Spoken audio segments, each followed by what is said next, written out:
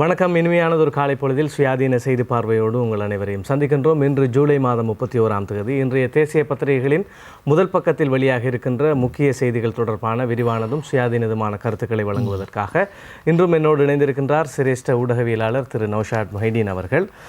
இன்றைய பத்திரிகைகளை பார்க்கின்ற போது வடமாகாணத்தை நாம் எடுத்து பார்த்தால் வடமாகாணத்திலே எதிர்வரும் பொதுத் தேர்தலிலே தமிழ் தேசிய கூட்டமைப்பு இலங்கை முழுவதும் 20 ஆசனங்களையேனும் பெற வேண்டும் என்பதான ஒரு முனைப்போடு ஈடுபட்டு கொண்டிருக்கின்ற இந்த நேரத்திலே வடமாகாண சபை முதலமைச்சராக இருக்கின்ற திரு சி.வி. விக்னேஸ்வரன் ஐயா அவர்கள் தமிழ் தேசிய கூட்டமைப்பு சார்பாக போட்டியிட்டு வெற்றியீட்டித்தான் இப்பொழுது வடமாகாண சபையினுடைய முதலமைச்சராக இருக்கின்றார். இந்த நேரத்தில் அவர் இந்த தேர்தல் தொடர்பாக என்ன நிலைப்பாட்டில் இருக்கின்றார் என்பதை நேற்றைய தினம் அவர் ஒரு ஊடக அறிக்கை ஊடாக தெரிவுபடுத்தியிருக்கின்றார். அந்த அடிப்படையில் பார்க்கின்ற போது இந்த தேர்தலிலே எந்த ஒருவருக்கும் ஆதரவு தெரிவிக்காமல் நடுநிலையாக தாம் இருக்கப் போவதாகவும், இந்த தமிழ் மக்களினுடைய தேசிய இனப்பிரச்சினைக்கு தீர்வை பெற்றுத்தரக்கூடிய வேட்பாளர்களை மக்களே நீங்களே தெரிவு செய்ய வேண்டும் என்பதாகவும் அவர் கோரிக்கை விடுத்திருக்கின்றார்.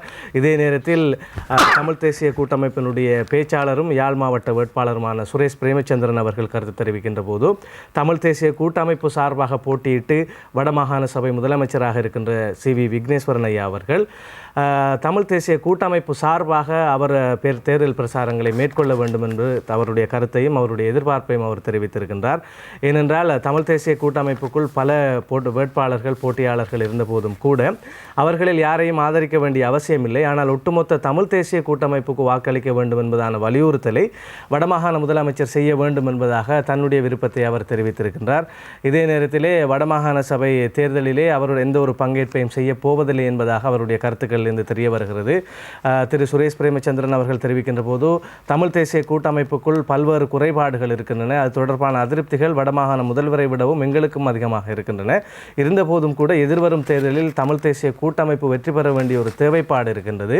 இந்த வெற்றியில் வடமாகாண முதலமைச்சருக்கும் பங்கு இருக்க வேண்டும் என்பதான கருத்துக்களை தெரிவித்திருக்கின்றார். எனவே இன்றைய செய்திகளில் நாம் பிரதான தலைப்புச் செய்தியாக அந்த செய்தியை பார்க்கக்கூடியதாக இருக்கின்றது. அந்த அடிப்படையில் சுடரொளி பத்திரிகையினுடைய பிரதான தலைப்புச் செய்தி, தீர்வுக்கு ஒத்துழைப்போரையே தெரிவு செய்யுங்கள், தமிழ் மக்களுக்கு விக்கி ஆலோசனை, தேர்தல் களத்தில் இறங்க மறுப்பு என்பதாக சுடரொளி பத்திரிகை தன்னுடைய தலைப்புச் செய்தியை தந்திருக்கின்றது. அதே நேரத்தில் தினகரன் பத்திரிகையில் நாம் பார்க்கின்ற போது, ஐக்கிய இலங்கைக்குள் அதிகாரங்களை பகிர்வதே அரசாங்கத்தின் நோக்கம், சிங்களவர் சமஷ்டி கோரிய போது தமிழர்கள் எதிர்த்தனர், தமிழர்கள் கோருகின்ற போது சிங்களவர் எதிர்க்கின்றனர் என்பதான ஒரு செய்தியையும் நாங்கள் அமைச்சரவை பேச்சாளர் ராஜித சேனாரத்ன அவர்களை மேற்கோள் காட்டி அந்த செய்தி தரப்பட்டிருக்கின்றது. இதே நேரத்தில் தினக்குரல் பத்திரிகையில், வடக்கு முதல்வர் தேர்தல் வெற்றிக்காக நிச்சயம் உழைப்பார், தமிழ் கூட்டமைப்பின் சார்பில் தெரிவானதை நினைவூட்டுகிறார் கட்சி பேச்சாளர் என்பதாக தினக்குரல் பத்திரிகையில் செய்தி தரப்பட்டிருக்கிறது. டெய்லி நியூஸ் பத்திரிகையிலும் கூட விக்னேஸ்வரன் டு ரிமெயின் நியூட்ரல் என்பதான ஒரு செய்தி தரப்பட்டிருக்கிறது. அதே போன்று திவைன பத்திரிகையிலும் கூட நாம் பார்க்கலாம், டிஎன்ஏ பிரதிபத்தி பிரகாஷே ரட்ட கடன மர உகுலக் என்பதாக தினேஷ் குணவர்தன் அவர்களை மேற்கோள் காட்டிய ஒரு செய்தியும் தரப்பட்டிருப்பதை பார்க்கக்கூடியதாக இருக்கிறது. அமைதியாக சென்று கொண்டிருந்த தமிழ் தேசிய கூட்டமைப்பின் தேர்தல் பிரசாரத்தில் இப்பொழுது ஒரு புயல் கிளப்பப்பட்டிருக்கின்றது. முதலமைச்சர் சி.வி. விக்னேஸ்வரனின் அறிக்கையார் என்று தான் நாங்கள் கூற வேண்டியதாக இருக்கின்றது. தமிழ் தேசிய கூட்டமைப்பின் அரசியல் தேர்தல் பிரசார கூட்டங்களில் பங்கேற்பதற்கு விக்னேஸ்வரன் மறுப்பு தெரிவித்திருப்பது தான் இதற்கு காரணம். நேற்று அவர் ஊடகங்களுக்கு அனுப்பி வைத்திருக்கின்ற ஒரு அறிக்கை மூலமாக தமிழ் மக்களிடம் தன்னுடைய நிலைப்பாட்டை தெரிவித்திருக்கின்றார். இந்த தேர்தலில் வேட்பாளர்களுக்கு பக்கசார்பாக வாக்கு கேட்பது தன்னை பொறுத்தவரையில் ஒரு அழகல்ல, தனக்கு அது அழகாக இருக்காது. எனவே தான் இந்த வேட்பாளர்களுக்கு வாக்கு கேட்காமல் மௌனம் காக்கப் போவதாக அல்லது இந்த தேர்தல் பிரசாரங்களில் பங்கேற்காமல் இருக்கப் போவதாக விக்னேஸ்வரன் அறிவித்திருக்கின்றார். ஜனாதிபதி மைத்ரிபால சிறிசேன இந்த தேர்தல் பிரசாரத்தில் அமைதி காப்பதற்கு முடிவெடுத்திருக்கின்றார். எந்த தரப்பையும் ஆதரிக்கப் போவதில்லை என்று முடிவெடுத்திருக்கின்றார். அது நியாயமான ஒரு முடிவாகப்படுகின்றது. ஆனால் விக்னேஸ்வரனின் இந்த முடிவு ஒரு நியாயமான முடிவாக தென்படவில்லை. தமிழ் தேசிய கூட்டமைப்புக்குள்ளேயே அது நியாயப்படுத்தப்படவில்லை என்பதை தான் இன்றைய செய்திகளை நாம் பார்க்கக்கூடியதாக இருக்கின்றது. அவர் ஒரு மாகாண முதலமைச்சர், இருந்தாலும் ஒரு கட்சியை சேர்ந்தவர். தமிழ் தேசிய கூட்டமைப்பு தான் அவரை அரசியலுக்கு கொண்டு வந்தது. தமிழ் தேசிய கூட்டமைப்பு தான் அவரை முதலமைச்சராக்கியது. எனவே தமிழ் தேசிய கூட்டமைப்பு இல்லாவிட்டால் விக்னேஸ்வரன் ஒரு ஓய்வு பெற்ற நீதியரசராக இருந்திருக்க வேண்டுமே தவிர அரசியல் அரங்கில் அவரால் பிரகாசித்திருக்க முடியாது. எனவே தான் சார்ந்த கட்சிக்கு, தன்னை முதலமைச்சராக்கிய கட்சிக்கு அவர் வாக்கு கேட்கலாம் என்பதுதான் இப்பொழுது தமிழ் தேசிய கூட்டமைப்பின் நிலைப்பாடாக இருப்பதை நாங்கள் பார்க்கக்கூடியதாக இருக்கின்றது. தமிழ் தேசிய கூட்டமைப்பின் முக்கிய பிரமுகர்கள் இப்பொழுது யாழ்ப்பாண மாவட்டத்தில் களமிறங்கி இருக்கின்றார்கள். சுரேஷ் பிரேமச்சந்திரன், சுமந்திரன், மாவி சேனாதிராஜா ஆகியோர் உட்பட இன்னும் பல முக்கியஸ்தர்கள் இப்பொழுது யாழ்ப்பாண மாவட்டத்தை குறிவைத்து போட்டியில் இறங்கி இருக்கின்றார்கள். உண்மையிலேயே இதில் யாருக்கு ஆதரவு தேடுவது என்பது முதலமைச்சர் விக்னேஸ்வரனை பொறுத்தவரையில் ஒரு சிரமமான காரியம் என்பதை நாங்கள் ஏற்றுக்கொள்ளத்தான் வேண்டும். தனிப்பட்ட நபர்களுக்கு அவர் யாரை ஆதரிப்பது, யாருக்கு வாக்களிக்க சொல்லி அவர் கேட்பது என்பது அவரை பொறுத்தவரையில் கஷ்டமான ஒரு விடயம்தான். எனவே தான் அவர் பொதுவாக மக்களிடம் கேட்டிருக்கின்றார். எங்களுடைய தேர்தலுக்கு பின்னர் எங்களுக்கு இருக்கின்ற பிரதான சவால் தமிழ் மக்களுக்கான ஒரு தீர்வை பெற்றுக்கொள்வது, நிரந்தரமான ஒரு தீர்வை பெற்றுக்கொள்வது தான் எங்களுக்கு இருக்கின்ற பிரதான சவால்.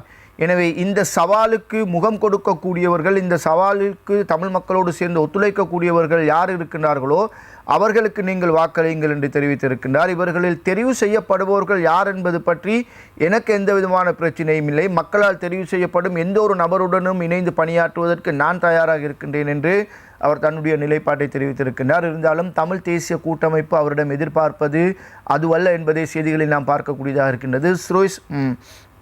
சுரேஷ் பிரேமச்சந்திரன் மிகவும் தெளிவாக ஒரு விளக்கத்தை அளித்திருக்கின்றார். அவருடைய தரப்பில் நியாயம் இருப்பது புரிகின்றது.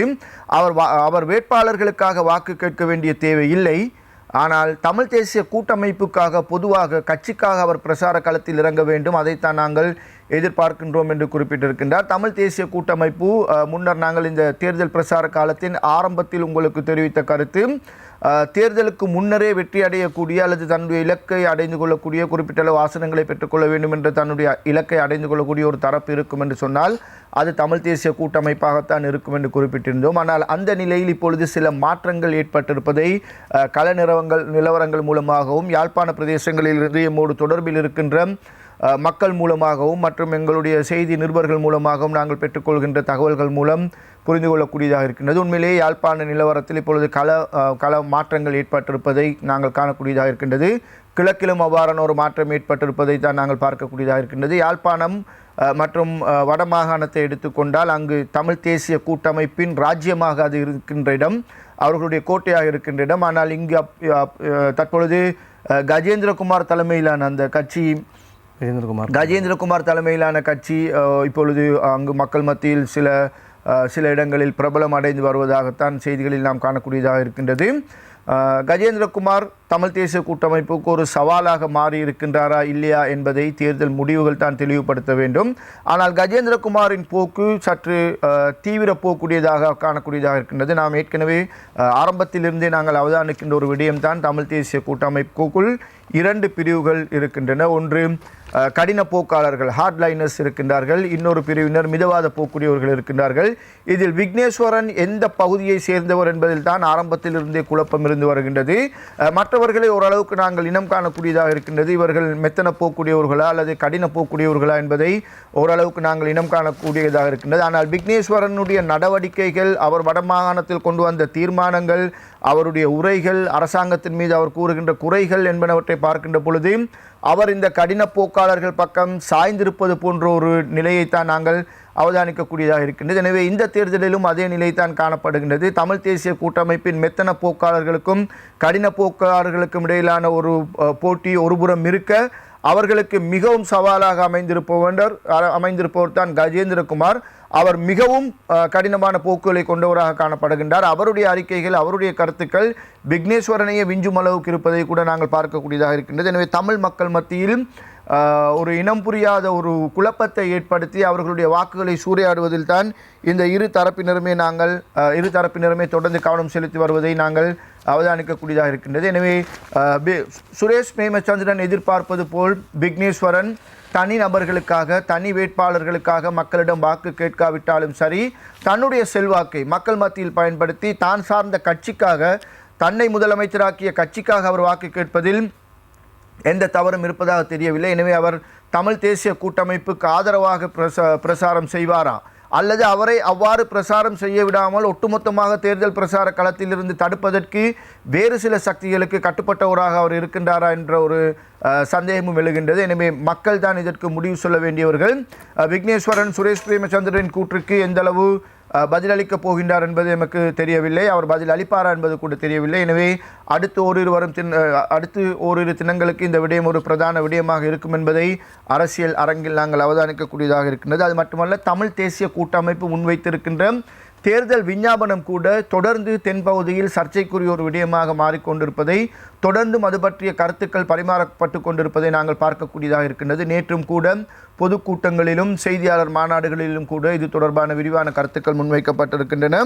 குறிப்பாக இந்த சமஷ்டி கோரிக்கையை ஏற்றுக்கொள்ள முடியாது என்பதில் ஐக்கிய தேசிய கட்சி மிக தெளிவாக இருக்கின்றது. ஐக்கிய தேசிய கட்சி சார்பாக இந்த கருத்து ஏற்கனவே முன்வைக்கப்பட்டிருக்கின்றது. அதேபோல் ஸ்ரீலங்கா சுதந்திர கட்சி சார்பாகவும் நேற்று அமைச்சரவை கூட்டத்துக்கு பின்னர் இடம்பெற்ற அமைச்சரவை முடிவுகளை அறிவிக்கின்ற செய்தியாளர் மாநாட்டில் அமைச்சர் ராஜித சேனாரத்ன அரசாங்கத்தின் நிலைப்பாடாக இதனை தெரிவித்திருக்கின்றார். சமஷ்டி கோரிக்கையை அரசாங்கம் ஒருபோதும் ஏற்றுக்கொள்ளப் போவதில்லை. ஒற்றையாட்சி முறைக்குள் தான் இலங்கை மக்களின், தமிழ் மக்களின் பிரச்சனைகளுக்கான தீர்வுகள் காணப்பட வேண்டும் என்பதில் அரசாங்கம் திட்டவட்டமாக இருக்கின்றது என்று அவர் தெரிவித்திருக்கின்ற கருத்துக்களை பார்க்கக்கூடியதாக இருக்கின்றது. ஆனால் இதனிடையே இதனுடைய எதிர்பிரசாரமாக மஹிந்த ராஜபக்சவும் இந்த விடயத்தை இப்பொழுது கையாள தொடங்கி இருக்கின்றார். நேற்று அவர் இடம்பெற்ற பல கூட்டங்களில் இது தொடர்பாக பேசியிருக்கின்றார். அவருடைய பாணியில் அவர் தெரிவித்திருக்கின்ற கருத்து, இந்த சமஷ்டி முறை கோரிக்கை இப்பொழுது முன்வைக்கப்பட்டிருக்கின்றது, இது நாட்டுக்கு பேராபத்தை ஏற்படுத்தி இருக்கின்றது. ஐக்கிய தேசிய கட்சி இதனை ஏற்றுக்கொண்டிருக்கின்றது, ஐக்கிய தேசிய கட்சி மறுத்து இருக்கின்றது என்று திரும்ப திரும்ப கூறியிருக்கின்ற போதிலும் கூட பெரும்பான்மையின மக்கள் மத்தியில் பேசுகின்ற மஹிந்த ராஜபக்ச ஐக்கிய தேசிய கட்சி இதனை ஏற்றுக்கொண்டிருப்பதாக ஒரு மாயைத்தான் உருவாக்கி கொண்டிருக்கின்றார். அவ்வாறான ஒரு நம்பிக்கையைத்தான் மக்கள் மத்தியில் பூட்டி கொண்டிருக்கின்றார். நாங்கள் வென்றெடுத்த சுதந்திரம் இப்பொழுது அச்சுறுத்தலை எதிர்நோக்கி இருக்கின்றது. தேசிய பாதுகாப்பு மிகவும் அச்சுறுத்தலுக்கு ஆளாகி இருக்கின்றது. நாடு பிளவுபட போகின்றது என்றெல்லாம் மக்களை பூச்சாண்டி காட்டி அவர் நிகழ்த்திய உரைகளையும் நாங்கள் இன்று பார்க்கக்கூடியதாக இருக்கின்றது. எனவே முன்னொரு போதும் இல்லாத அளவுக்கு தமிழ் தேசிய கூட்டமைப்பின் விடயம் இந்த தேர்தலில் பிரதான இடம் பிடித்திருப்பதை, முக்கிய இடம் பிடித்திருப்பதை நாங்கள் தொடர்ந்து அவதானிக்கக்கூடியதாக இருக்கின்றது. இதே நேரத்தில் இந்த விடயம் தொடர்பாக நாம் பேசுவதற்காக தமிழ் தேசிய கூட்டமைப்பினுடைய பேச்சாளரும் யாழ் மாவட்ட வேட்பாளருமாகிய திரு சுரேஷ் பிரேமச்சந்திரன் அவர்களை நாங்கள் இணைத்துக் கொள்கின்றோம். வணக்கம் ஐயா. வணக்கம். இந்த செய்திகளை பார்க்கின்ற போது வடமாகாண முதலமைச்சர் இந்த தேர்தலில் நடுநிலை வகிப்பதான செய்தி முக்கியத்துவம் மிக்க ஒரு செய்தியாக இன்றைய பத்திரிகைகளில் இடம் பிடித்திருக்கின்றது. பொதுவாக நாம் அவர் கூறியிருக்கின்ற கருத்துக்களை நாங்கள் பார்க்கின்ற போது, குறிப்பாக இங்கிலாந்தில் கடந்த 17ஆம் தேதி ஹரோ என்கின்ற இடத்தில் அவர் கூறுகின்ற போது கூட, நான் சட்டமன்ற தலைவராக இருந்தபோது எனக்கு அங்கே ஒரு பிரச்சனை வந்தது. சட்டக்கல்லூரியிலே நாம் கல்வி கற்கின்ற போதும் ஒரு தலைவராக தெரிந்தெடுக்கப்படுகின்ற போது அனைவருக்கும் பொதுவானவனாக நான் இருக்க வேண்டிய ஒரு தேவைப்பாட்டை உணர்ந்து நான் நடந்து கொண்டேன். அதனே என்னை வாக்களித்து தெரிவு செய்தவர்களும் வாக்களிக்காதவர்களும் விரும்பியிருந்தார்கள் என்பதான ஒரு கருத்தை வலியுறுத்தி இருக்கின்றார். அதே போன்றுதான் வடமாகாணத்தின் முதலமைச்சராக இருக்கின்ற நான் அனைத்து மக்களுக்குமான ஒரு முதலமைச்சராக இருந்து நடுநிலைமையாக செயற்படுவதுதான் சரியாக இருக்கும் என்கின்ற ஒரு கருத்தையும் அவர் வலியுறுத்தி இருக்கின்றார்.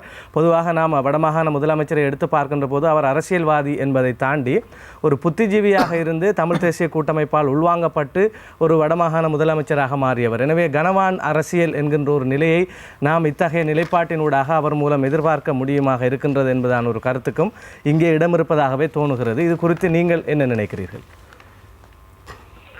நான் ஏற்கனவே நான் இதை பற்றி கூறியிருக்கின்றேன். முதலமைச்சர் அவர் ஒரு கனவான அரசியல் நடத்த விரும்புகிறவராக இருக்கலாம். ஆனால் இந்த முதலமைச்சர் என்பவர் ஒரு அரசியல் ஒரு மாகாண சபை தேர்தலில் பல்வேறுபட்ட கட்சிகளுடன் போட்டி போட்டு தமிழ் தேசிய கூட்டமைப்பு சார்பாக அவர் அதில் போட்டியிட்டு வெற்றியடைந்ததன் காரணமாகத்தான் அவர் முதலமைச்சராக வந்திருக்கின்றார்.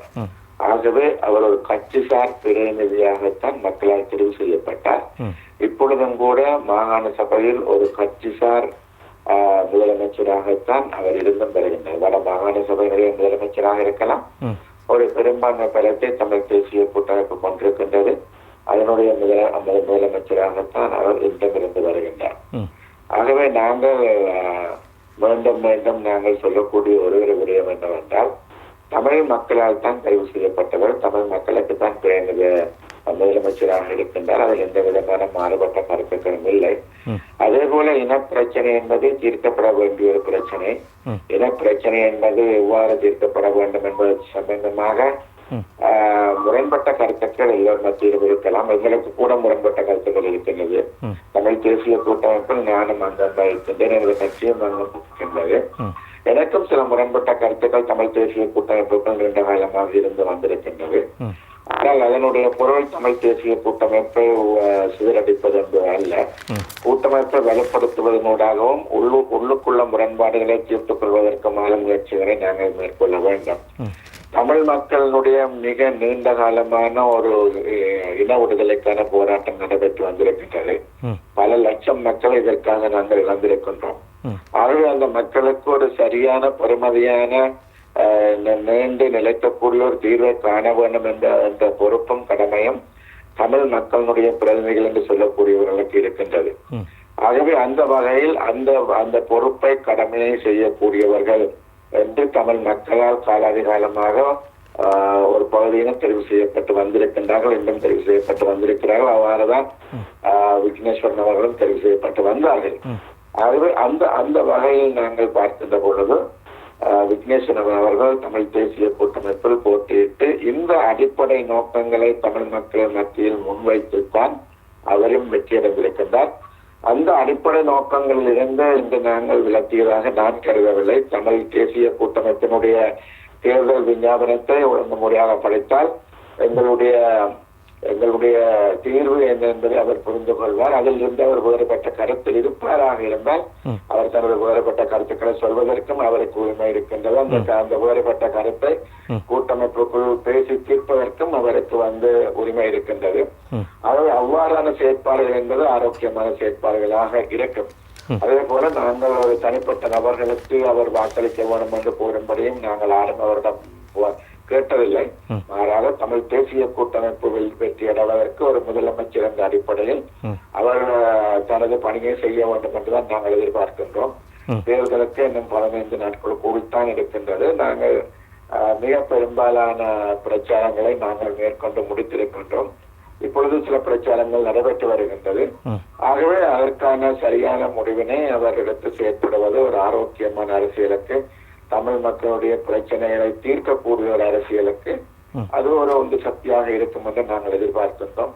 ஆகவே இறுதி முடிவினை எடுக்க வேண்டிய பொறுப்பும் கடமையும் அவரிடம்தான் இருக்கின்றது. இதே நேரத்தில் அதனை அவர் தட்டி கழிக்க மாட்டார் என்று இன்றும் நாங்கள் எதிர்பார்க்கின்றோம். இதே நேரத்தில் நாங்கள் கடந்த சில மாதங்களுக்கு முன்பதாக கூட தமிழ் தேசிய கூட்டமைப்பை சார்ந்தவர்கள், குறிப்பாக அவர் சில பேருடைய பெயர்களை கூட குறிப்பிடாவிட்டாலும் தென்னிலங்கை அரசியல்வாதிகளிடம் பணம் பெற்றிருக்கிறார்கள் என்பதான ஒரு குற்றச்சாட்டையும் கூட முன்வைத்திருந்தார். அதற்கான விளக்கங்களை நீங்களும் கூட அளித்திருந்தீர்கள் என்பதும் நமக்கு தெரியும்.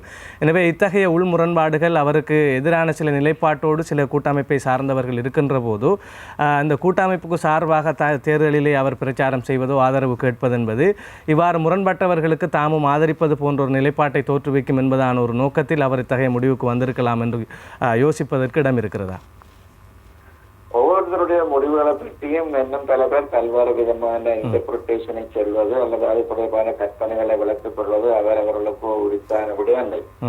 ஆனால் நாங்கள் சொல்லினால் அவர் ஒரு சில பிரச்சனைகளை கிளப்பியிருந்தார். அந்த பிரச்சனைக்கு அப்பொழுதே நேரடியாக அவரை சந்தித்து மாவு சேனாதி ராஜாவும் பிற்பாடு ஊடகங்களூடாக அவரும் சரி நானும் சரி அதற்கான சரியான விளக்கத்தை கொடுத்திருக்கின்றோம். ஆகவே அவர் தவறான கருத்துக்களை அவர் முன்வைத்த பொழுது அந்த தவறான கருத்துக்களுக்கு பதில் சொல்லப்பட்டிருக்கின்றது. அவரும் அந்த பதிலை ஏற்றுக்கொண்டிருக்கின்றார். ஆகவே அது ஒரு விஷயம் அல்ல. இங்க இருக்கக்கூடிய விஷயம் என்பது அரசியல் ரீதியாகத்தான் அவர் தனது அறிக்கையில் சில விடயத்தை சுட்டிக்காட்டியிருக்கின்றார். அதாவது மக்கள் இந்த இனப்பிரச்சனையை தீர்க்கக்கூடிய வல்லமை உள்ளவர்களுக்கு வாக்களிக்க வேண்டும். ஆகவே அந்த அடிப்படையில் தான் அவருடைய கருத்து இருக்கின்றது. அந்த அடிப்படையில் தான் நாங்களும் பேசுகின்றோம். ஆகவே என்னை பொறுத்தவரையில் கூட்டமைப்பு அதற்கான ஒரு தெளிவான முடிவை இவ்வாறுதான் இந்த தீர்வு இருக்க வேண்டும் என்பதை தனது தேர்தல் விஞ்ஞாபனம் மூலம் தெரிவித்திருக்கின்றது. அதனை நீங்கள் பெரும்பான்மை மக்கள் வாழக்கூடிய தரப்பில் இருந்து ஸ்ரீலங்கா சுதந்திர கட்சியோ ஐக்கிய தேசிய கட்சியோ தேர்தல் விஞ்ஞாபனத்தை ஏற்றுக்கொள்ளவில்லை. அவர்கள் ஏற்றுக்கொள்ளவில்லை என்பதற்காக நாங்கள் அதை கைவிடப் போவதும் இல்லை. ஏன்னா நாங்கள் ஒரு தனி தமிழ்நாட்டுக்காக போராடியவர்கள்.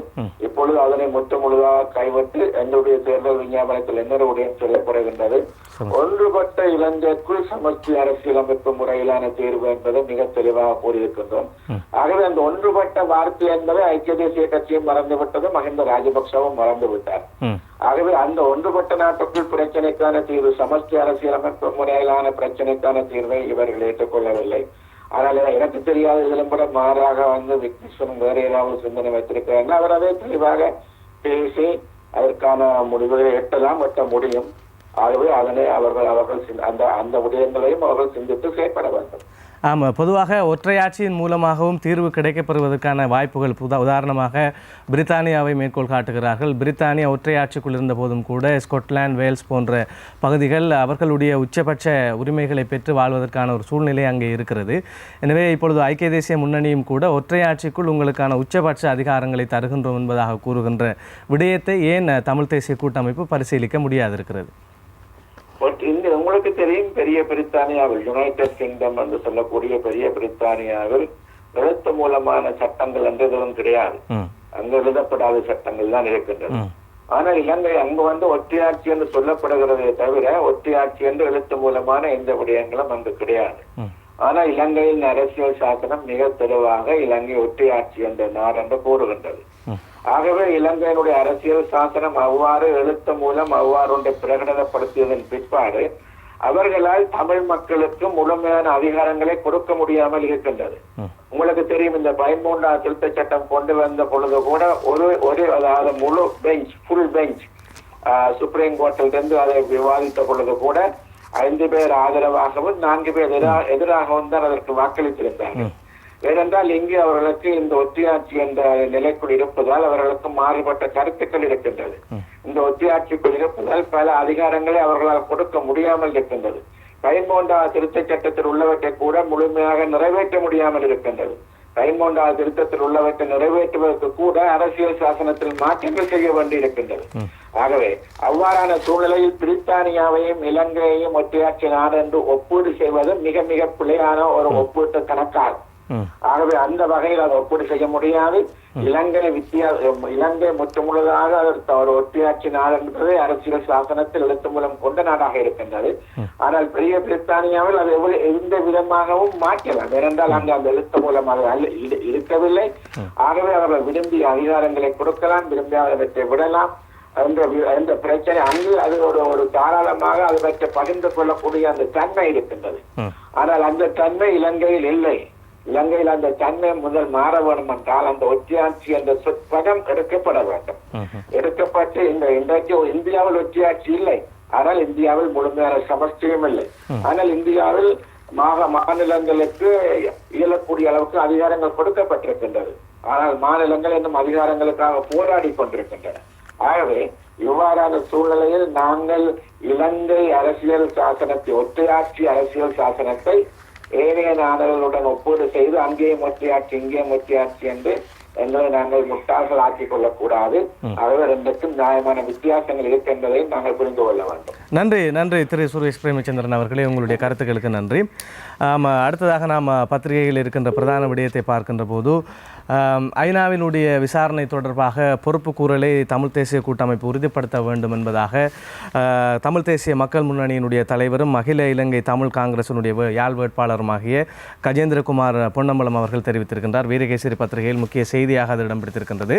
பொறுப்பு கூறலை ஐநா விசாரணை நிலைநாட்டுமா, கூட்டமைப்பு உறுதிப்படுத்த வேண்டும் என்கிறார் கஜேந்திரகுமார் என்பதுதான் வீரகேசரி பத்திரிகையினுடைய தலைப்புச் செய்தியாக காணப்படுகின்றது. அதேபோன்று தினகரன் பத்திரிகையிலே அமைச்சரவை பேச்சாளர் ராஜித அவர்களை மேற்கோள் காட்டிய ஒரு செய்தி தரப்பட்டிருக்கிறது. சர்வதேச தரத்தில் ஐநா ஏற்கும் உள்ளக விசாரணைக்கு அரசாங்கம் தயார். ராஜித கப்பம் கோரி ஆட்கடத்தல், சரணடைந்தோர் மீதான தாக்குதல் குறித்து விசாரணை என்பதாக தினகரன் பத்திரிகை ஒரு தலைப்புச் செய்தியை தந்திருக்கின்றது. அதேபோன்று சுடரொளி பத்திரிகையை பார்க்கின்ற போது கூட மஹிந்தவை சர்வதேசத்திடம் ஒருபோதும் கையளிக்காது அரசு, அமைச்சரவை பேச்சாளர் ராஜித திட்டவட்டம் என்பதாக ஒரு செய்தி தரப்பட்டிருக்கிறது. அதேபோன்று தினக்குரல் பத்திரிகையிலும் கூட ஐநாவின் கோரிக்கையும் அரசின் நிலைப்பாடும் ஒன்றே என்பதாக தினக்குரல் பத்திரிகையும் ஒரு செய்தியை தந்திருக்கிறது. இந்த விடயம் தொடர்பாக கடந்த பல நாட்களாகவே, கடந்த பல மாதங்களாகவே பேசப்பட்டு வருகின்ற ஒரு விடயமாகத்தான் இது அமைந்திருக்கின்றது. இலங்கையில் இடம்பெற்றதாக கூறப்படுகின்ற யுத்த குற்றங்கள் அல்லது மனித உரிமை மீறல்கள், யுத்தத்தின் கடைசி கால பகுதியில் இடம்பெற்றதாக கூறப்படும் மனித உரிமை மீறல்கள் மற்றும் யுத்த குற்றங்கள் தொடர்பாக எவ்வாறான ஒரு விசாரணைக்கு இலங்கை தயாராக இருக்கின்றது என்பதுதான் இந்த பிரதான பிரச்சனையாக இருக்கின்றது. சர்வதேச ரீதியாக ஏற்றுக்கொள்ளப்பட்ட பொறிமுறையின் கீழ் உள்ளூர் சட்டத்திட்டங்களுக்கு அமைவான ஒரு பொறிமுறையைத்தான் இலங்கை முன்வைத்திருக்கின்றது. சர்வதேச சமூகமும் இதனைத்தான் எதிர்பார்க்கின்றது, இதனை ஏற்றுக்கொண்டிருக்கின்றது என்பதுதான் இப்பொழுது கடைசியாக தெரிவிக்கப்பட்டிருக்கின்ற கருத்தாக இருக்கின்றது. ஆனால் முழுக்க சர்வதேச மட்டத்திலான ஒரு விசாரணை நடத்தப்பட வேண்டும் என்பதுதான் தமிழ் தரப்பினரின் கோரிக்கையாக இருக்கின்றது. ஒருவேளை அவ்வாறான ஒரு கோரிக்கைக்கு செப்டம்பர் மாதத்தில் வெளியிடப்படவிருக்கின்ற ஐக்கிய நாடுகள் மனித உரிமை ஆணைக்குழுவின் இலங்கை விசாரணைகள் தொடர்பான அறிக்கை வழிவிடுமா என்ற ஒரு எதிர்பார்ப்பும் இருக்கின்றது. ஆனால் இந்த அறிக்கையின் சில விடயங்கள் இப்பொழுது கசிந்திருப்பதாக நாம் ஏற்கனவே இந்த நிகழ்ச்சி வாயிலாக உங்களுக்கு சில தகவல்களை தந்தோம். கசிந்திருப்பதாக சில தகவல்கள் வெளியாக இருக்கின்றன. அந்த கசியப்பட்டதாக கூறப்படுகின்ற அந்த தகவல்களின் பிரகாரம் தமிழ் தரப்பு முற்றாக எதிர்பார்ப்பது போல் அது முழுக்க ஒரு சர்வதேச பொறிமுறையின் கீழ் நடைபெறுகின்ற ஒரு விசாரணையாக அமையப் போவதில்லை. ஆனால் இலங்கைக்கு இதற்கான ஒரு வாய்ப்பை வழங்கும் வகையில் உள்ளூர் சட்டத்திட்டங்களுக்கு இசைவானதாக சர்வதேச தரம் வாய்ந்ததாக அந்த விசாரணை முறை அமைய வேண்டும் என்ற ஒரு எதிர்பார்ப்பு தான் இப்பொழுது சர்வதேச அரங்கிலும் ஏற்பட்டிருப்பதாக கூறப்படுகின்றது. எவ்வாறாயினும் அந்த அறிக்கை இன்னமும் உத்தியோகபூர்வமாக வெளியிடப்படவில்லை. ஆகஸ்ட் மாதம் 21ஆம் தேதி அல்லது 22ஆம் தேதி அளவில் தான், தேர்தல் முடிந்த ஒரு சில தினங்களில் தான் அதன் முதலாவது பிரதி ஜனாதிபதி மைத்ரிபால சிறிசேனவுக்கு வழங்கப்படவிருக்கின்றது. குறைந்தபட்சம் அந்த பிரதியாவது வெளியான பின்னர் தான் அந்த அறிக்கையின் உத்தியோகபூர்வ நிலை என்னவென்பதை உலக மக்கள் மட்டுமன்றி நாட்டு மக்களும் தெரிந்து கொள்ளக்கூடியதாக இருக்கும். இதற்கிடையில் நேற்று அமைச்சரவை பேச்சாளர் ராஜித சேனாரத்னவிடம் இது தொடர்பாக கேள்விகள் எழுப்பப்பட்ட பொழுதுதான் சர்வதேசமும் இதைத்தான் எங்களிடம் எதிர்பார்க்கின்றது. அதாவது சர்வதேச தரம் வாய்ந்த சர்வதேசத்தால் ஏற்றுக்கொள்ளக்கூடிய ஒரு பொறிமுறையை நாங்கள் இலங்கையின் சட்டத்திட்டங்களுக்கு உட்பட்டு அமல் செய்ய வேண்டும் என்பதுதான் அவர்களுடைய எதிர்பார்ப்பாக இருக்கின்றது. அறிமுகமாகிறது மாம் ஜிஞ்சர் ஷார்ட்டீஸ், 100 ரூபாய் மட்டுமே. இலங்கை அரசாங்கமும் அவ்வாறான ஒரு விசாரணைக்கு தயாராக இருக்கின்றது என்பதுதான் அவருடைய கருத்தாக இருக்கின்றது. கடந்த அரசாங்கத்துக்கும் தற்போதைய அரசாங்கத்துக்கும் இடையில் பிரதானமான வேறுபாடு இங்குதான் அவதானிக்கப்பட வேண்டிய ஒரு விடயமாக இருக்கின்றது. கடந்த அரசாங்கம் இந்த விடயத்தில் மிகவும் முரண்பாடான ஒரு போக்கை சர்வதேச சமூகத்துடன் கடைபிடித்து வந்தது. இலங்கையில் யுத்த குற்றங்கள் எதுவுமே இடம்பெறவில்லை, மனித உரிமை மீறல்கள் எதுவுமே இடம்பெறவில்லை, படையினர் யாருமே குற்றம் செய்யவில்லை என்பதுதான் கடந்த அரசாங்கத்தின் நிலைப்பாடாக இருந்தது. அதனால்தான் அவர்கள் சர்வதேச சமூகத்துடன் முரண்பட வேண்டிய நிலைமை ஏற்பட்டது. இலங்கைக்கு பல்வேறு பிரச்சனைகள், பல்வேறு நெருக்கடிகள் ஏற்பட காரணமாக இதுதான் முக்கிய காரணமாக இருக்கின்றது. எனவே இவ்வாறான ஒரு பின்னணியில் தற்போதைய அரசாங்கம் இந்த விடயத்தில் சற்று தளர்ச்சியான ஒரு போக்கை ஆரம்பம் முதலே கடைபிடித்து வருவதை அவதானிக்கக்கூடியதாக இருக்கின்றது. ஜனாதிபதி சில வெளிநாட்டு ஊடகங்களுக்கு அளித்திருக்கின்ற பேட்டியிலும் போதும் வெளிநாட்டு விஜயங்களின் போதும் கூட இது பற்றி பிரஸ்தாபித்திருக்கின்றார். வெளிவிவகார அமைச்சர் மங்கள சமரவீர பல இடங்களில் இது தொடர்பாக குறிப்பிட்டிருக்கின்றார். பிரதம மந்திரி ரணில் விக்ரமசிங்க இது தொடர்பாக பேசியிருக்கின்றார். மனித உரிமை மீறல்கள் இடம்பெற்றிருக்கலாம், ஒருவேளை யுத்த குற்றங்களும் இடம்பெற்றிருக்கலாம், படையினர் தவறும் செய்திருக்கலாம். அவ்வாறானவர்களை இனம் கண்டு அவர்களை உள்ளூர் சட்டப்படி அவர்களுக்கு எதிரான விசாரணைகளை மேற்கொண்டு அவர்களுக்கு எதிரான நடவடிக்கைகளை எடுப்பதற்கு இந்த அரசாங்கம் தயாராக இருக்கின்றது என்பதுதான் இந்த பிரதான நிலைப்பாட்டில் இருக்கின்ற மாற்றமாக நாங்கள் புரிந்து கொள்ளக்கூடியதாக இருக்கின்றது. இதனை அடிப்படையாக வைத்து தற்போது இடம்பெற்று வருகின்ற இந்த தேர்தல் பிரசார களத்திலும் இந்த விடயம் பிரதான விடயமாக பேசப்படுகின்றது. ஒருவேளை அவ்வாறு சர்வதேச சமூகத்தின் பார்வை இலங்கையின் பக்கம் திரும்பி இலங்கையில் யுத்த குற்றவாளிகள் என்று இனம் காணப்படும் பொழுது ஆட்சியில் இருந்தவர்கள், அன்றைய காலப்பகுதியில் ஆட்சியில் இருந்தவர்கள் மீதும் இவ்வாறான குற்றம் சாட்டப்படுமா, அவர்கள் சர்வதேச விசாரணைகளுக்கு அழைக்கப்படுவார்களா என்பதுதான் இப்பொழுது அடுத்து எழுப்பப்பட்டிருக்கின்ற கேள்வியாக இருக்கின்றது. ஏற்கனவே யூகோஸ்லாவியா போன்ற நாடுகளில் முன்னாள் ஜனாதிபதியாக இருந்த ஸ்லோபடன் மிலோசெவிக் உட்பட ஹைட்டியில் மற்றும் இன்னும் பல நாடுகளில் இருந்தும் கூட சர்வதேச குற்றவியல் நீதிமன்றங்களில் பல சர்வதேச தலைவர்கள் நிறுத்தப்பட்டு குற்றம் சாட்டப்பட்டு அவர்களுக்கு எதிராக விசாரணைகள் நடத்தப்பட்டிருக்கின்றன. இவ்வாறான ஒரு நிலைமை இலங்கையில் முன்னாள் ஆட்சியில் இருந்தவர்களுக்கும் ஏற்படுமா என்பதுதான் இன்று தேர்தல் பிரசாரத்திலும் சூடு பிடித்திருக்கின்ற ஒரு விடயமாக நாங்கள் பார்க்கக்கூடியதாக இருக்கின்றது. ஆனால் மஹிந்த ராஜபக்சவுக்கு அவ்வாறான ஒரு நிலைமை ஏற்பட தாங்கள் ஒருபோதும் இடமளிக்கப் போவதில்லை என்று ஐக்கிய தேசிய கட்சி ஆரம்பம் முதலே தெரிவித்து வந்திருக்கின்றது. ரணில் விக்ரமசிங்க பல இடங்களில் இதை பகிரங்கமாக குறிப்பிட்டிருக்கின்றார். நேற்று ராஜித சேனாரத்னவும் இதை உறுதியளித்திருக்கின்றார். இலங்கையில் உள்ள எந்த ஒரு படை வீரரையும் அல்லது யுத்தத்தை முன்னின்று வழிநடத்திய அரசியல் தலைவர்களையும் எந்த ஒரு சந்தர்ப்பத்திலும் எந்த ஒரு காரணம் கொண்டும் நாங்கள் சர்வதேச சமூகத்திடம் ஒப்படைக்கப் போவதுமில்லை, அவர்களுக்கு எதிராக ஒரு சர்வதேச விசாரணைக்கு நாங்கள் அனுமதிக்கப் போவதுமில்லை. ஆனால் அந்த விசாரணைகள் முழுக்க உள்ளூர் சட்டங்களுக்கு இசைந்ததாக இருக்கும் என்று அவர் தெரிவித்திருக்கின்றார். எனவே முன்னாள் ஜனாதிபதி மஹிந்த ராஜபக்ஷ ஒருவேளை சர்வதேச விசாரணைக்கு ஒப்படைக்கப்படாவிட்டாலும் கூட அவர் அது தொடர்பாக உள்ளூரில் விசாரணைக்கு உட்படுத்தப்படுவாரா என்ற ஒரு கேள்வியும் இப்பொழுது எழுப்பப்பட்டிருக்கின்றது. இந்த கேள்விக்கு இன்னும் சரியான விடை கிடைக்கவில்லை. எவ்வாறாயினும் இந்த யுத்த குற்ற விடயங்களில் இருந்து அல்லது மனித உரிமை மீறல் குற்றச்சாட்டுகளில் இருந்து இலங்கை அரசாங்கம் தப்ப முடியாத ஒரு பொறிக்குள் சிக்கியிருக்கின்றது என்பதை மட்டும் இதில் நாங்கள் விரிவாக அவதானிக்கக்கூடியதாக இருக்கின்றது. ஒன்றில் உள்ளூரிலோ அல்லது சர்வதேசத்திலோ அல்லது சர்வதேச எதிர்பார்ப்புகளுடன் சர்வதேச தரங்களுடன் கூடிய உள்ளூர் மட்ட விசாரணையிலோ இலங்கை இந்த பிரச்சனைக்கு முகம் கொடுத்தே ஆக வேண்டும், அதிலிருந்து தப்ப முடியாது என்பதை மட்டும் நாங்கள் தெளிவாக புரிந்து கொள்ளக்கூடியதாக இருக்கின்றது. இன்றைய சுடரொளி பத்திரிகையினுடைய முதல் பக்கத்தில் இருக்கின்ற சில செய்திகளை பார்க்கலாம். சம்பந்தனுக்கு விசேட பாதுகாப்பு, தேர்தல் ஆணையாளர் உத்தரவு என்பதான ஒரு செய்தியை சுடரொளி பத்திரிகை தந்திருக்கின்றது.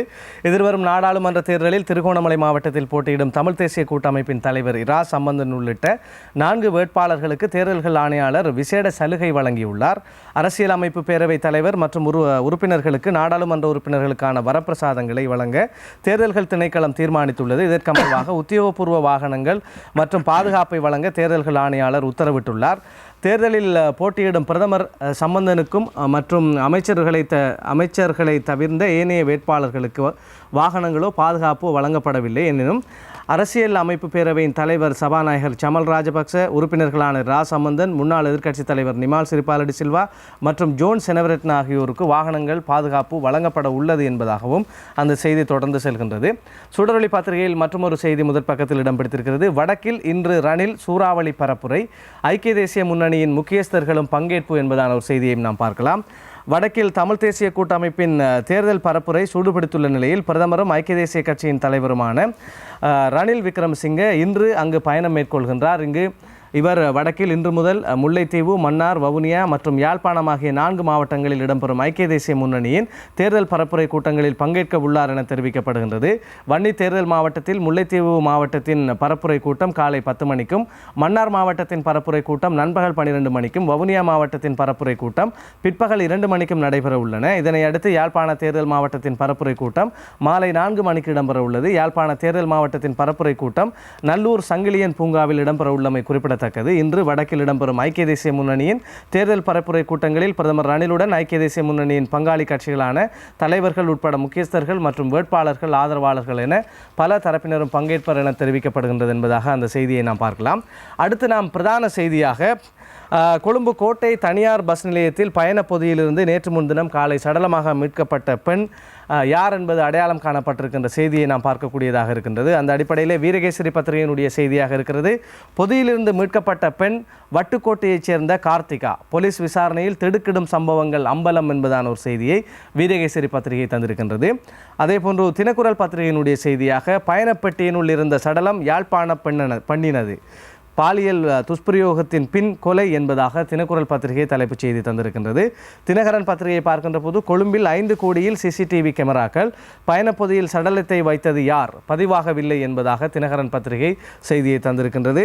தினகரன் பத்திரிகையில் மற்றொரு செய்தி, புறக்கோட்டையில் சடலமாக மீட்கப்பட்டவர் யாழ்ப்பாணம் வட்டுக்கோட்டை வாசி என்பதாக தினகரன் பத்திரிகை மற்றொரு செய்தியையும் தந்திருக்கின்றது. டெய்லி நியூஸ் பத்திரிகையிலும் கூட பாடி ஃபவுண்ட் இன் பேக் ஐடென்டிஃபைட் என்பதாக டெய்லி நியூஸ் பத்திரிகையும் அந்த செய்தியை தந்திருக்கின்றது. சுடரொளி பத்திரிகையிலே விடுதியில் தங்கியிருந்த வட்டுக்கோட்டை பெண்ணே சடலமாக மீட்கப்பட்டார் என்பதாகவும் ஒரு செய்தி தரப்பட்டிருக்கிறது. இன்று எல்லா மொழி பத்திரிகைகளிலும் முதல் பக்கத்தில் முக்கிய இடம் பிடித்திருக்கின்ற ஒரு செய்தியாக இது அமைந்திருக்கின்றது. நேற்று இந்த பெண்ணின் நீங்கள் இப்பொழுது பார்த்து கொண்டிருக்கின்ற இந்த சடலத்தின் புகைப்படம் எல்லா பத்திரிகைகளிலும் வெளியாகி இருந்தது. அவரை அடையாளம் காண்பதற்கு போலீசார் பொதுமக்களின் உதவியை நாடியிருந்தார்கள். இந்த புகைப்படத்தை பார்த்த பின்னர் கொழும்பு செட்டியார் தெரு பிரதேசத்தில் தனியார் விடுதி ஒன்றின் அருகில் இருக்கின்ற ஒரு நபர் இந்த பெண்ணை தனக்கு தெரியும் என்று கூறி போலீசாருக்கு சில தகவல்களை வழங்கியிருக்கின்றார். அதனை அடுத்து போலீசார் அந்த இடத்துக்கு வந்து அந்த குறிப்பிட்ட பெண் தங்கியிருந்ததாக கூறப்படுகின்ற அந்த தனியார் விடுதியில் லாட்ஜில் விசாரணை நடத்தி இருக்கின்றார்கள். அப்பொழுதுதான் சில தகவல்கள் போலீசாருக்கு தெரிய வந்திருக்கின்றது. ஏற்கனவே இந்த பெண் திருமணமானவர், கணவன் 2010ஆம் ஆண்டு முதல் வெளிநாட்டில் இருந்து வருகின்றார். அவர் இன்னமும் 2010ஆம் ஆண்டு வெளிநாட்டுக்கு சென்ற பிறகு இன்னமும் நாடு திரும்பவில்லை. 7 வயதில் ஒரு மகள் இருக்கின்றார். மகள் வட்டுக்கோட்டையில் இந்த பெண்ணின் தாயுடன் வசித்து வருகின்றார். இவருடைய பெயர் கார்த்திகா என்றும் இவருடைய வயது 34 என்றும் இப்பொழுது தெரிய வந்திருக்கின்றது. கார்த்திகாவின் தாயாரும் இந்த புகைப்படங்களை பார்த்துவிட்டு உடனடியாக கொழும்புக்கு புறப்பட்டு வந்திருக்கின்றார். இப்பொழுது அவர் கொழும்பில் இருக்கின்றார். தன்னுடைய மகளின் சடலத்தை இன்று அடையாளம் காட்டக்கூடும் என்று எதிர்பார்க்கப்படுகின்றது. இதற்கிடையில் போலீசாருக்கு கிடைத்திருக்கின்ற தகவல்களின் பிரகாரம் இவருக்கு ஒரு கள்ளத் தொடர்பு இருந்திருக்கின்றது. கடந்த 3 வருடங்களாக இந்த பெண் கொழும்பில் தான் வசித்து வந்திருக்கின்றார். சில தினங்களுக்கு முன்னர் இவர் தனியாக வந்து இந்த லொட்ஜில் ஒரு ரூமை எடுத்து தங்கியிருக்கின்றார். அதன் பிறகு ஓரிரு தினங்கள் கழித்து இன்னும் ஒரு ஆண் அங்கு வந்து அவருடன் சேர்ந்து இருவருமாக ஒரே அறையில் தங்கியிருக்கின்றார்கள். 7 அல்லது 9 நாட்கள் இந்த அறையில் இவர்கள் ஒன்றாக தங்கியிருந்ததாக கூறப்படுகின்றது. குறிப்பிட்ட சம்பவம் இடம்பெற்ற அந்த அன்றைய தினம் நள்ளிரவு 12:15 அளவில் இந்த லொட்ஜிலிருந்து கிடைத்திருக்கின்ற சில சிசிடிவி கேமரா பதிவுகள் நேற்று சில தனியார் தொலைக்காட்சி ஊடகங்களிலும் அவை வெளியிடப்பட்டிருக்கின்றன. இணையதளங்களில் கூட இன்று அந்த காட்சிகளை நாங்கள் அதிகாலையில் பார்க்கக்கூடியதாக இருந்தது.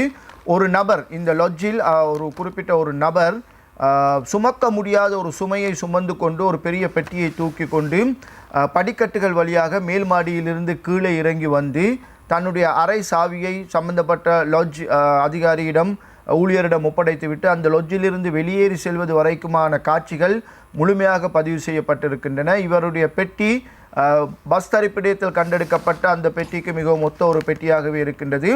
அவர் சுமக்க முடியாத விதத்தில் மிகவும் சிரமப்பட்டு அதை தானாக தோளிலும் தலையிலும் மாறி மாறி சுமந்து கொண்டும் இழுத்து கொண்டும் வந்துதான் இந்த இடத்தில் சேர்த்திருப்பதாக இப்பொழுது தெரிய வந்திருக்கின்றது. இதேபோல் கொழும்பு பஸ்டியான் பாவத்தையில் இருக்கின்ற அந்த குறிப்பிட்ட பஸ் தரிப்பு நிலையத்திலும் சிசிடிவி கேமராக்கள் சில காட்சிகளை பதிவு செய்திருக்கின்றன. அதையும் போலீசார் இப்பொழுது பரிசீலனைக்கு உட்படுத்தி இருக்கின்றார்கள். இதே பெட்டியோடு இதே நபர் பஸ் தரிப்பிடத்துக்கு வருவது போன்ற காட்சிகளும் போலீசாருக்கு கிடைத்திருப்பதாக சில செய்திகளில் நாங்கள் காணக்கூடியதாக இருக்கின்றது. எனவே இந்த பெண்ணோடு இந்த அறையில் தங்கியிருந்த நபர்தான் இந்த பெண்ணை பாலியல் துஷ்பிரயோகத்துக்கு உட்படுத்தி கொலை செய்திருக்கலாம் என்று இப்பொழுது உறுதியாக நம்பப்படுகின்றது. இந்த நபரை அடையாளம் காண்பதற்காக போலீசார் இப்பொழுது பல்வேறு முயற்சிகளை மேற்கொண்டு வருகின்றார்கள். இந்த கார்த்திகாவின் கொலை செய்யப்பட்டதாக நம்பப்படுகின்ற இந்த கார்த்திகாவின் தாயாருக்கு இந்த நபர் குறித்த சில தகவல்கள் தெரிந்திருக்கக்கூடும் என்று போலீசார் எதிர்பார்க்கின்றார்கள். அவரிடம் விசாரணைகள் மேற்கொள்ளப்பட்டு வருகின்றன. எனவே இந்த நபரை வெகு விரைவில் தங்களால் அடையாளம் கண்டு கொள்ள முடியும் என்றும் சிசிடிவி கேமராக்கள் மூலம் இவரை மிக தெளிவாக காணக்கூடியதாக இருக்கின்றது என்றும் போலீசார் தெரிவித்திருக்கின்றார்கள். தொடர்ந்து போலீசார் இந்த விடயத்தில் இந்த நபரை அடையாளம் காண்பதற்காகவும் பொதுமக்களின் உதவியை நாடியிருக்கின்றார்கள். வெகு விரைவில் தங்களால் இந்த சந்தேக நபரை அணுக முடியும் என்று நம்புவதாக போலீசார் தெரிவித்திருக்கின்ற கருத்துக்களை நாங்கள் இதில் விரிவாக பார்க்கக்கூடியதாக இருக்கின்றது. ஆமாம், அடுத்து நாம் பிரதான செய்தியை பார்க்கின்ற போது தேசிய கொடி விவகாரம் இப்பொழுது மீண்டும் சூடு பிடித்திருக்கின்றது. சிறுபான்மை மக்களை பிரதிநிதித்துவப்படுத்துகின்ற நிறங்களை அப்புறப்படுத்தியதான தேசிய கொடியை ஏற்கனவே ஒரு முறை கோட்டாபாய ராஜபக்ச முன்னாள் பாதுகாப்பு செயலாளருக்கு எதிரான விசாரணை நடக்கவிருப்பதாக தெரிய வந்ததை அடுத்து அந்த விசாரணை நடக்கவிருந்த இடத்திற்கு முன்பதாக ஆர்ப்பாட்டம் செய்தவர்கள் ஏந்தி இருந்தார்கள். அதற்காக அவர்கள் கைது செய்யப்பட்டதையும் நாங்கள் பார்த்திருந்தோம். இப்பொழுது மீண்டும் அந்த சர்ச்சை எழுந்திருக்கின்றது. இது தொடர்பாக ஒருவர் நேற்றைய தினம் கைது செய்யப்பட்டிருக்கின்றார். அந்த செய்திகளை நாம் அடுத்து பார்க்கக்கூடியதாக இருக்கின்றது.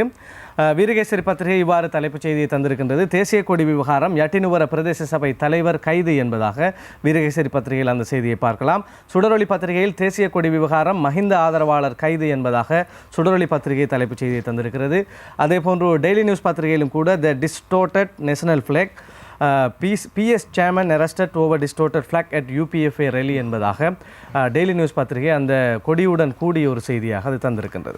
முஷாரஃப், ஏற்கனவே 3 தடவை இந்த தேசிய கொடி பாவிக்கப்பட்டிருக்கின்றது. முதல் தடவையாக கண்டி தலதா மாளிகை வளவுக்குள் இவ்வாறான ஒரு கொடியை உருமாற்றம் செய்யப்பட்ட இந்த தேசிய கொடியை முஷாரஃப் குறிப்பிட்டது போல் சிறுபான்மையினரை குறிக்கின்ற அந்த 2 நிறங்கள், பச்சை நிறம் மற்றும் செம்மஞ்சள் நிறம், ஆரஞ்சு நிறம் என்பனவற்றை நீக்கிவிட்டு தனியாக சிங்க கொடியை மட்டும், சிங்கத்தின் புகைப்படத்தை மட்டும், ஏனைய அரசமர இலைகளோடு சேர்த்த அந்த காட்சிகள் அடங்கிய புகைப்படத்தை மட்டும் உருமாற்றம் செய்யப்பட்ட தேசிய கொடி என்றுதான் இது கூறப்படுகின்றது. இவ்வாறான ஒரு கொடியை ஏந்தி கொண்டு தலதா மாளிகை வளவுக்குள் இந்த கொடியை ஏற்றுவதற்கு ஒரு பிரிவினர் முயற்சித்த பொழுது தலதா மாளிகை நிர்வாகம் அதற்கு கண்டிப்பாக எதிர்ப்பு தெரிவித்தது. பின்னர் போலீசாரின் தலையீட்டினால் அந்த முயற்சி கைவிடப்பட்டது.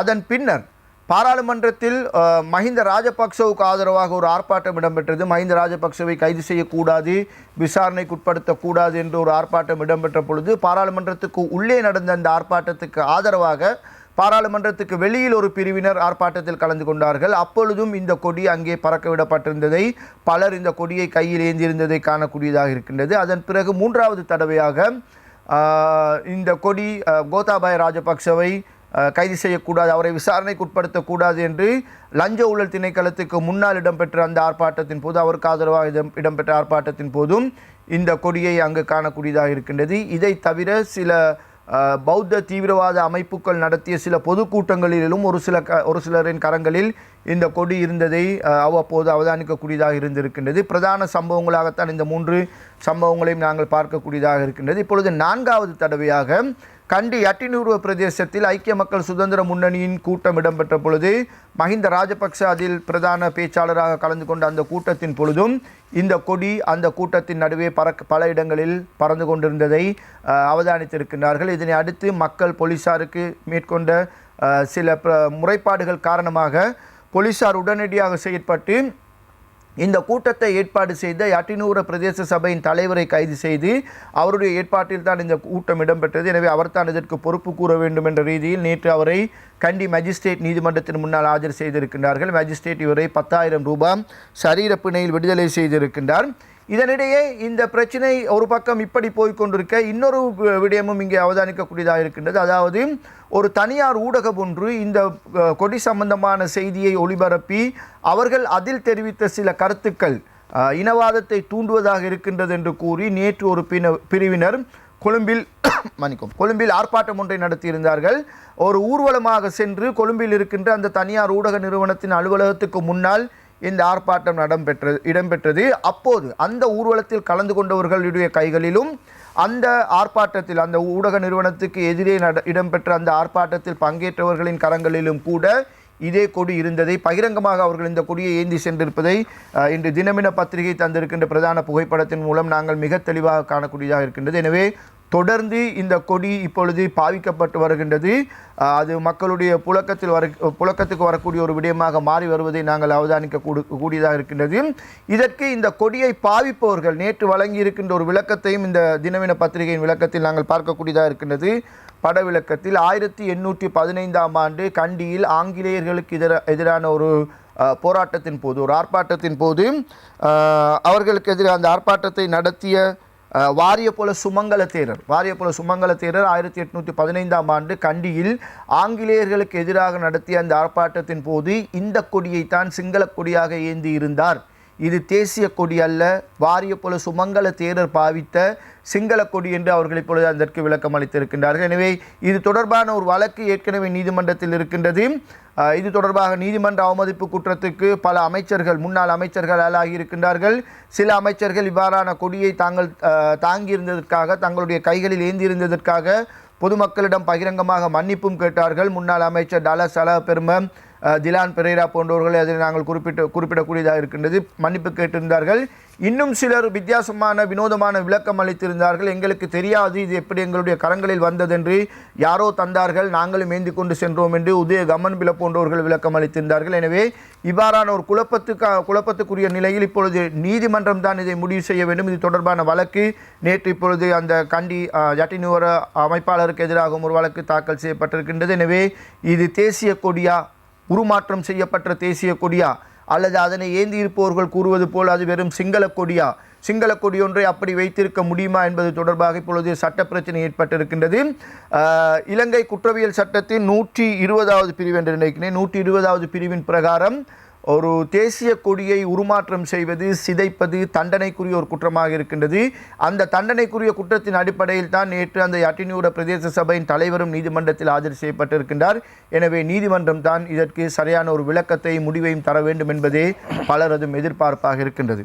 இன்றைய பத்திரிகைகளில் இணைய செய்திகளை நாங்கள் பார்க்கின்ற போது, தேர்தல் காலத்தில் தேர்தல் விஞ்ஞாபனத்தின் ஊடாக பல்வேறு சலுகைகளை 2 பிரதான கட்சிகளும் அள்ளி வழங்கி கொண்டிருக்கின்றன. எதிர்காலத்திலே அரசு சம்பளமாக மிகவும் கூடிய தொகையை அதிகரிக்கப் போவதாகவும், அதிலும் ஐக்கிய மக்கள் சுதந்திர முன்னணி வேலையில்லாமல் இருக்கின்ற வயது குறைந்த இளைஞர்களுக்கு ஒருவருக்கு மாதம் 50,000 ரூபாய் தருவதாக எல்லாம் பல்வேறு வாக்குறுதிகளை அளித்து வருகின்றார்கள். இந்த நேரத்திலே தி ஐலண்ட் பத்திரிகையில் ஒரு தலைப்புச் செய்தி தரப்பட்டிருக்கிறது. Due challenges government opposition to explain how promises will be fulfilled with meagre income என்பதாக தரப்பட்டிருக்கிறது. எனவே இலங்கையில் இருக்கின்ற இந்த வருமானத்தை கொண்டு எப்படி இந்த மாதிரியான விடயங்களை இவர்களுடைய வாக்குறுதிகளை நிறைவேற்றப் போகின்றார்கள் என்பதான ஒரு கேள்வியையும் அவர் கேட்டிருக்கின்றார். நாளை தினம் இந்த செய்தி நாம் பிரதான செய்தியாக வரும் என்ற எதிர்பார்ப்போடு இன்றைய செய்தி பத்திரிகையில் வந்திருக்கின்ற கேலி சித்திரங்கள் பக்கம் எங்களுடைய கவனத்தை நாம் செலுத்தலாம். முதலாவதாக தினக்குரல் பத்திரிகையினுடைய கேலி சித்திரத்தை பார்ப்போம். தினக்குரல் பத்திரிகையின் கீழ் சித்திரம் சிரிப்பால எங்கே சிந்தனைகள் அங்கே என்று பிரதமர் பதவி கனவோடு நிமல் சிறிபாலடி சில்வா இன்னமும் மறைந்திருக்கின்றார். நிமல் சிறிபாலடி சில்வா மஹிந்த ராஜபக்ச பங்கேற்கும் கூட்டங்களை தவிர்த்து வருகின்றார் என்பதை நாங்கள் பல செய்திகளில் பார்க்கக்கூடியதாக இருக்கின்றது. குறிப்பாக அவருடைய சொந்த மாவட்டத்தில் பதுளை மாவட்டத்தில் நேற்று மட்டும் சுமார் 4 கூட்டங்களில் பதுளை, பண்டாரவல்ல மற்றும் இன்னும் சில இடங்களில் மஹிந்த ராஜபக்ச கலந்து கொண்ட கூட்டங்கள் இடம்பெற்றிருக்கின்றன.